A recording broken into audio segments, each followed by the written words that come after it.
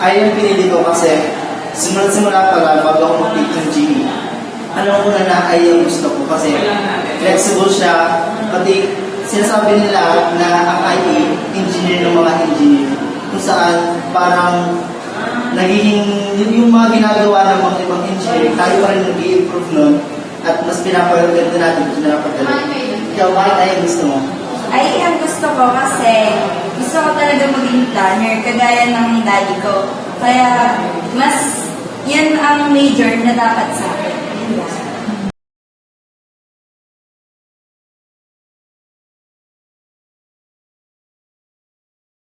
Sa akin, bilang mag-4 year na at mga nakaranas na ng mga failure, kailangan doble pagsisikap sa pag-aaral, doble ang kuya, bawal na tamad-tamad. Kasi dito sa atin, sinasabi nila napakadali daw, kaya kung pinili ka sa ayaw ng hirapan. Pero sa totoo lang, isa sa pinakamahirap dahil hindi to basta-bastang course, hindi to basta-bastang picture, basta doble ang pag-aaral.